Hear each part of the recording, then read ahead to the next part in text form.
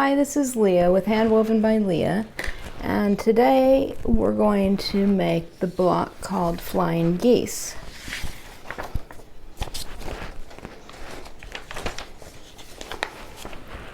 This is what flying geese look like. This pattern is a free pattern. It's called How to Make a Perfect Flying Geese Quilt Block, and it was on seasonedhomemaker.com. And it's a good pattern because it tells you what to cut, it shows you good pictures, has diagrams, and shows you what it's supposed to look like.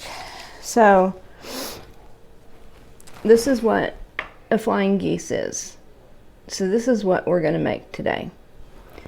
So first of all, you need to cut out your fabric, which I've already done. And the pattern says cut 8 5x5 squares of fabric using white quilting cotton and 2 10x10 squares of contrasting fabric.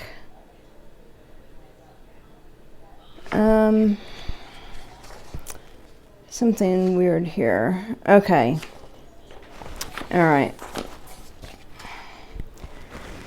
Let's back up a minute. Here's what you're going to actually cut. Those are piece sizes that they're saying that you needed. Anyway, what we're actually going to cut are 8 4x4 white. We're going to cut 1 7.5 by 7.5 contrasting color, a darker color, and 1 7.5 by 7.5 contrasting color and a lighter color. So for mine, I did this for the first contrasting color, or the lighter color, and I did this for the darker contrasting color. All right, so once you have those cut out, the next thing you're going to do is take your 7.5 by 7.5 inch square. You're going to take 2 of your white squares and you're going to line them up in the corner diagonally and put a pin in, but put your pin off to the side because we're going to have to draw a line down the middle of these squares. And then one down in the opposite corner.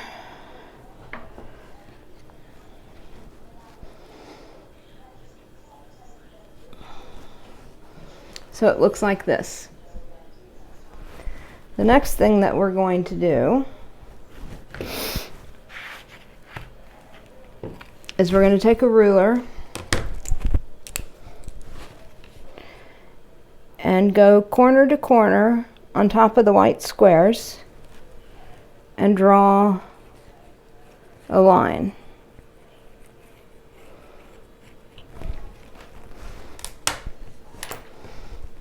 So now this is what you should have. The next thing you're going to do is you're going to sew a scant 1/4 of an inch to either side of the line that you drew. So you're going to sew on both sides of the line, but not on the line. After you've done that, then you're going to come back and you're going to cut down the line that you drew. So that center line, you're going to cut that. After you cut that, this is what you get. Then you're going to iron this open. Now, when you iron it open, you want it, the bigger piece, you want the seam allowance to go toward the bigger piece, because if it goes towards the white pieces, then you're going to get an area here in your V that you don't want. So iron it towards the bigger piece so it looks like this. After you've done that, Then we're going to take another white square and we're going to put it down in the other corner.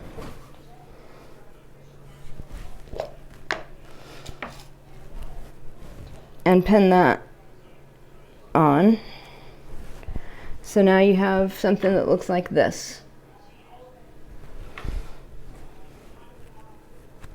Next, you're going to take your ruler, and on that white square that you just added, just the white square, you're going to draw a diagonal line corner to corner.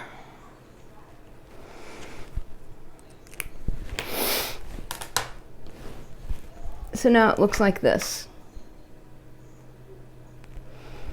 Next thing you're going to do is you're going to sew a scant 1/4 of an inch on either side of the line, but not on the line. Once you've sewn on each side of that line, then you're going to go back to your cutting mat and you're going to cut on the line that you drew. Once you do that, this is what it's going to look like. Then you're going to iron that open, and you're going to iron that towards the white, and you get this. See this extra sticking up here? That's a dog ear. That down there, that extra, that's a dog ear. And that there extra is a dog ear. I cut those off. So you cut those off, and then the pattern says to square it up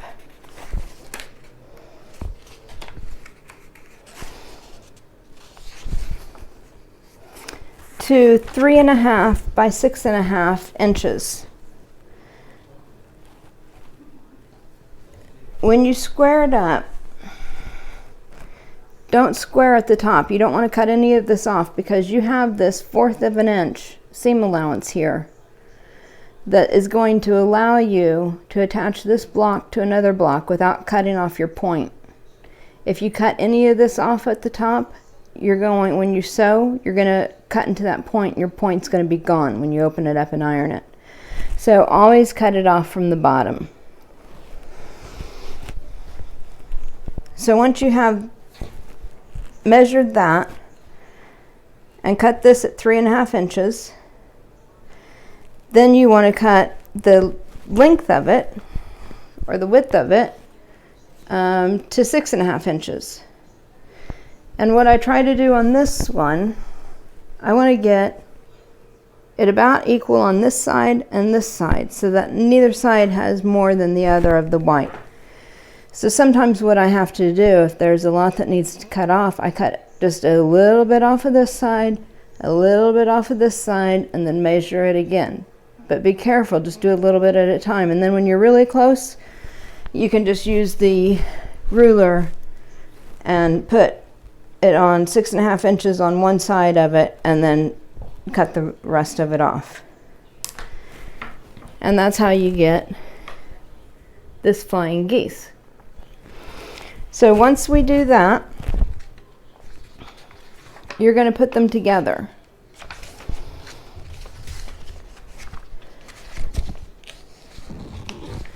So you're going to have, according to the way they've done this one, let me just look at the, all right, they've done one color all together and then the other color all together. So you would just put these together, pin them together, and then sew along that bottom there, open it up and iron it, and you have something that looks like that. And you're going to sew all of them together like that. Once you have all of these sewn together, there will be 4 of them once you have them sewn together, and then once you have your darker one sewn together, then you're going to sew it down the middle. And then you're going to press that open. At that point you're done, except for you'll need to square up the block. Now in this pattern, I don't believe it told you what size this block is supposed to be. And I haven't actually completely made it, so I can't tell you. See, they should always tell you what your size of your block should be. It doesn't say. So anyhow,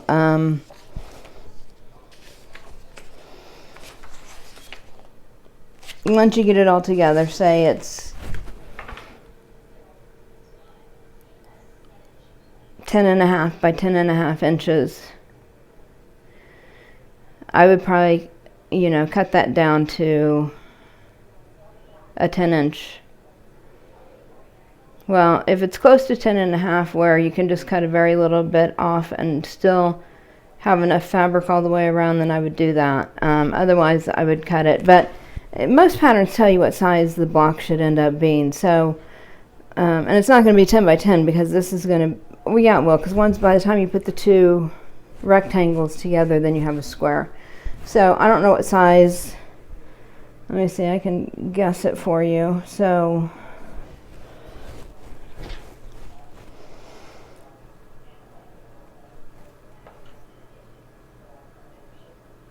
okay, so it's going to be 14 inches long approximately, and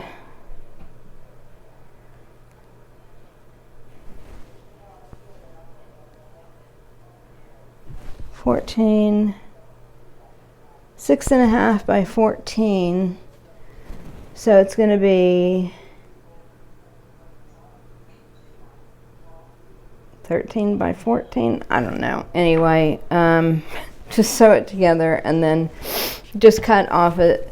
You need to cut all your blocks the same. So figure out what size you're going to cut it to, and then all your blocks you cut to the same. So if you cut it down to 10 by 10, make sure you cut all your blocks 10 by 10. Otherwise they won't match up. Now, one thing that I do want to tell you is, say that you don't have a pattern and you just want to make some. It's always, when you make flying geese, what you cut out is always twice as wide as it is high. So say you want a 2-inch by 4-inch flying geese. What you're going to do is add 7/8 to the 2-inch. So that's going to be 2 7/8 inches. And you'll cut 4 of those squares, 2 7/8 by 2 7/8. And then you're going to cut 1 square, but that's going to be 4 plus 1 1/4. So it's the 7/8 times 2 is 1 1/4. So that gives you 5 1/4. So you're going to cut one piece at 5 1/4 inch square. So 5 1/4 times 5 1/4. So that's how you can figure out if you're doing a quilt without a pattern and you need to figure out what size to make your flying geese. You're always going to add 7/8 to the smaller number and 1 1/4 to the larger number. And then those are going to be the squares that you cut out. 4 of the smaller number, 1 of the larger number. And then they all go together like I told you here. So that's flying geese. Thank you for watching. I hope this was informative for you, and I'll be back with some more videos.